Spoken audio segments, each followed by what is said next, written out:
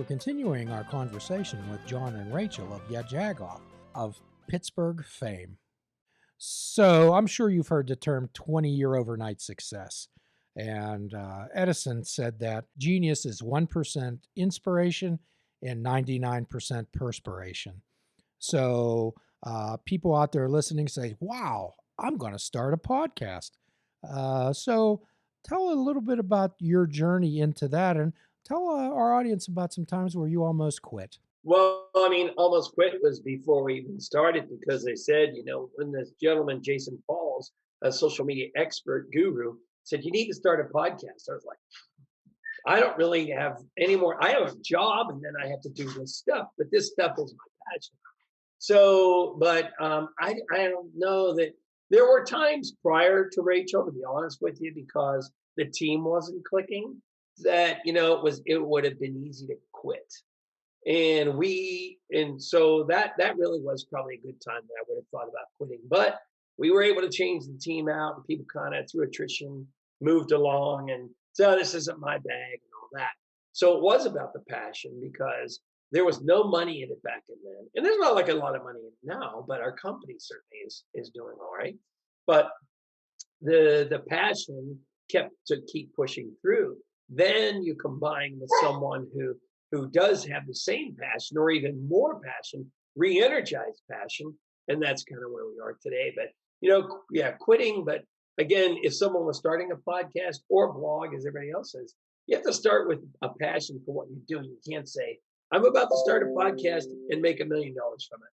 That's the wrong approach. It has to start with a passion about something, and then your passion will come through, in my opinion. What do you say?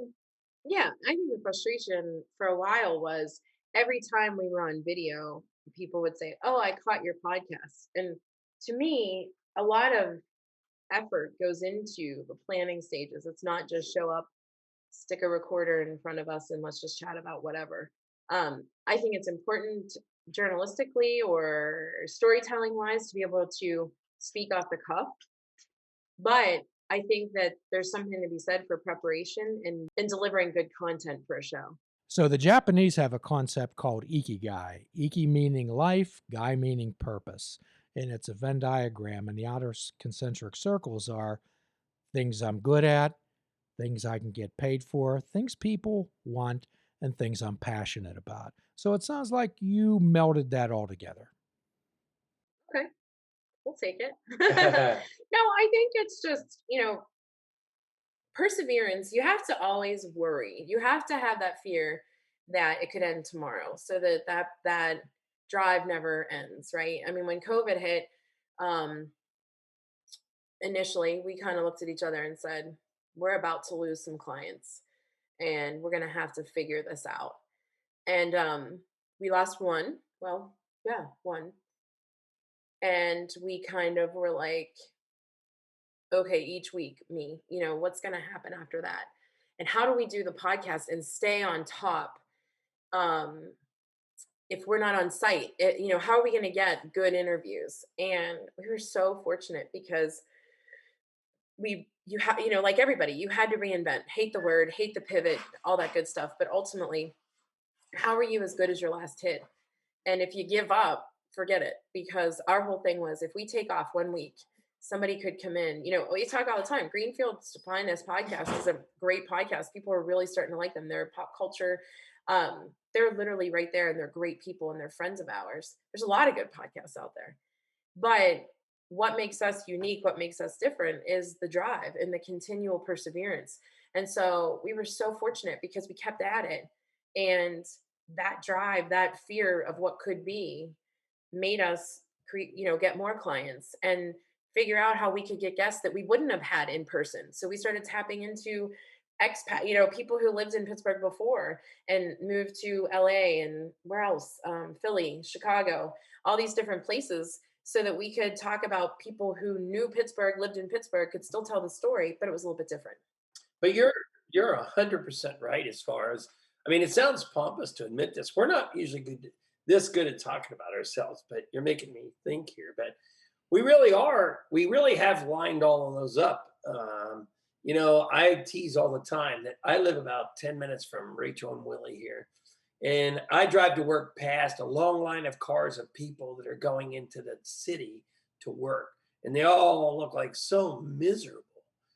And I'm yeah, and I think, well, I probably could be one of those. And listen, there are some days I'm miserable too. But fact is, when They're my days off. yeah, that's right. Yeah, they're when Rachel calls off, right? But but I sit here and think like, it's an enjoyable day knowing it's stressful, but on the other hand, we have lined up all of those things. And now how do we make it so that it's sustainable? Well, the frustrating part is when people say, "Oh, you're so lucky. You have such an easy job." Or such a fun job. And it is fun, but it's far from easy. And again, I think it comes back to putting in the time, putting in the content, deciding what do gauging what people seem to like, and really giving our all. And we've been fortunate, and so I know not everybody listening to your podcast is from Pittsburgh. We've been fortunate that in Pittsburgh we've had some recognition, and Rachel is a former newspaper reporter, Okay. and so people in her field. I'm a hack. I mean, I never did this before, other than doing this. But fact is, I was always just a marketing person. But the fact is that we ended up getting nominated as or were finalists twice for Golden Quill Awards. And this is the first time I've ever even really heard about them. But in the meantime, in her world, that's kind of like a nice gold standard. And so it's kind of cool to think that we really have merged all of the worlds into one. And again, now it's just a matter of how do we stay ahead. And it's cool to get the recognition within the Pittsburgh market and within the Pittsburgh expats. We're very fortunate that people send us cards and say, I'm in Oklahoma and I love when you tell me what's happening in Pittsburgh. I can't wait to come back, and those kind of things. And again, we love telling the story about Pittsburgh because it's actually cool to live here. Well, ships that leave the harbor stay in the harbor stay safe, but they never get anywhere. Right. Stoics say that no growth occurs in the comfort zone. It occurs in the discomfort zone. We're there. Yeah. I like the way that you ask because if you never ask, the answer is always no, John. I'm not sure what you mean. If you never ask, if you say, well, gee, I wonder if so-and-so would be interviewed, but you never ask them, the answer's no. Right. Yeah. And we literally have done that, from the mayor of Pittsburgh to some state senators or federal representatives. I mean, the funny thing is that when we show up at their PR events, what do they say? They go, "Hey, it's the Jagoff." Yeah. Connor Lamb. He's like, "Oh, the Yinzers." Wait. No. Well, let me ask you this: who would be on your list to be interviewed again? I would say Cyril Wecht. He's always a good interview. We've had him 2 or 3 times, and just a brain beyond brains. Somebody that is just so amazing to talk to and just get a feel for. Arthur Moats is truly one of our favorites to talk to. He's one of the most stand-up, genuine people. And quite honestly, when the social unrest was happening, he was someone of color who was able to explain to 2 white people in the most rational, gentle, understanding way what we could do to educate and help. And it was the most comfortable conversation because it was him. Yeah. Who would be a dream interview for you, Rachel?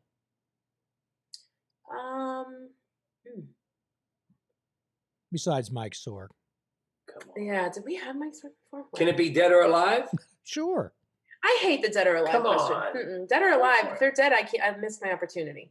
I'm a realist, you know that. I'm too literal. Pittsburgh related. Whatever's on your mind.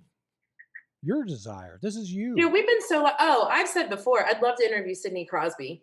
My boys are super into hockey, and as a mom of 3, we need better role models, athlete role models.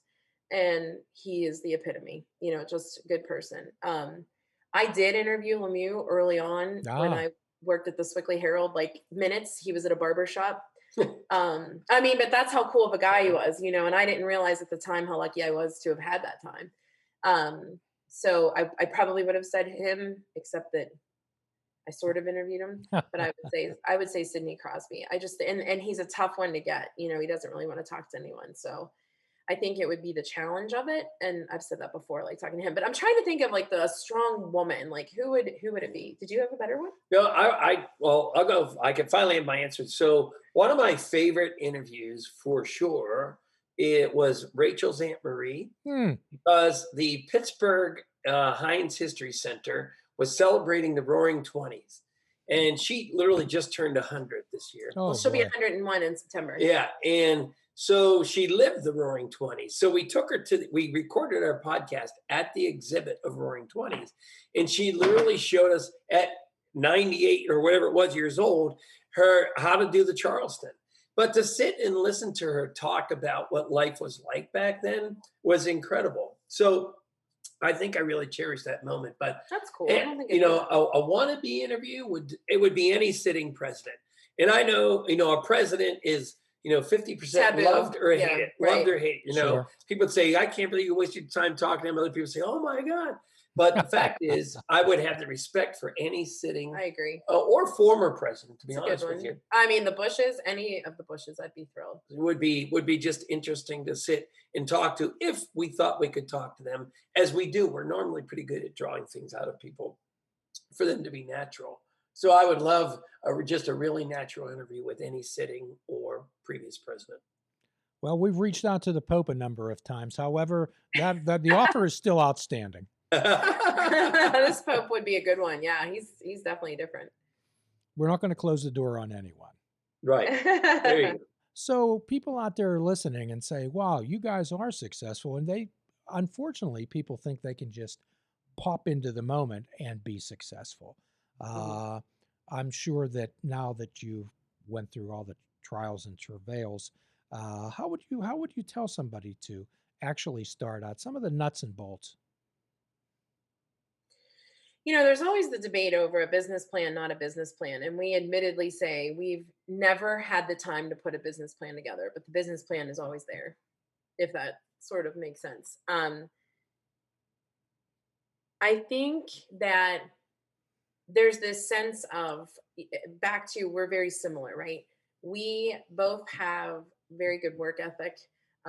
Sometimes it's a good thing and a bad thing, because we work, as John said, from my house. It's important to me because I'm a mom and I want to see my kids coming home from school and getting them to sports and whatnot.